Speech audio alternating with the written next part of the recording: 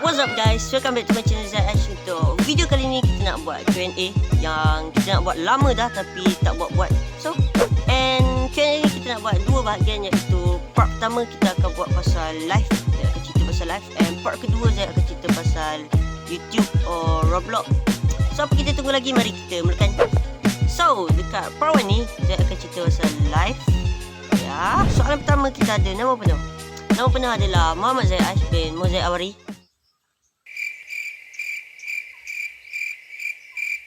Umur 15 atau 50 tahun ni. Jantina bukan lelaki ataupun bukan perempuan. Jantina adalah transparent. Soalan seterusnya, Melayu ke? Soalan ni adalah antara soalan yang terpayah, yang I don't know.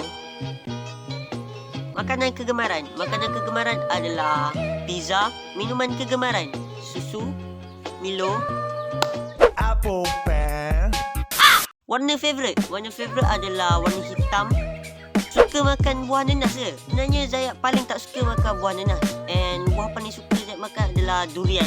Kenapa nanas bukan mangga? Siapa Raja Anas? Raja Anas adalah sepupu saya. Ya, sepupu. Kita orang family. Kenapa muka awet muda? Okey, korang kenal pasal Susuk.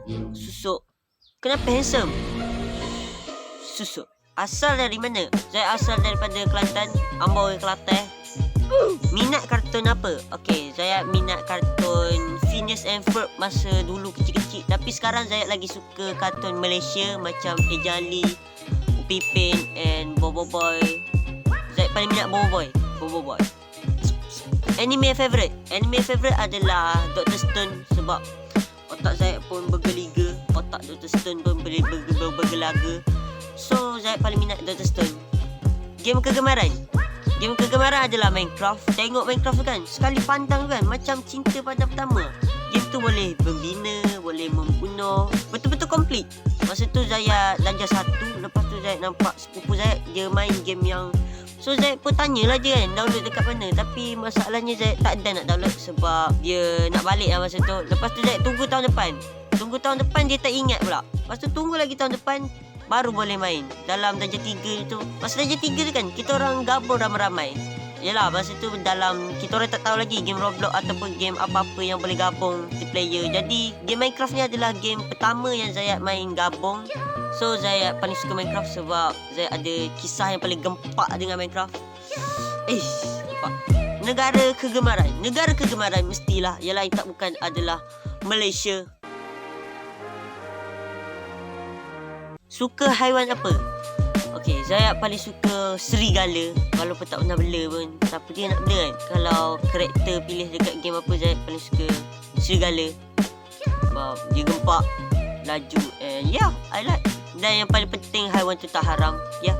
Phone pakai jenama apa? Saya pakai Vivo S1. Yang tengah record ni pun saya pakai Vivo S1. Kenapa suara macam budak 11 tahun? Okey, sebenarnya kan, dalam real life kan, suara saya memang sedap sampai Datuk Siti Nurhaliza pun tak boleh cari makan ni kalau saya nyanyi.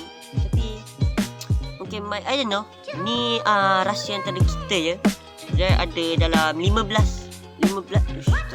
Pula tangan banyak sangat. Okey, saya ada 15. Ada call. Ya, baby. Nyanyi. Oh.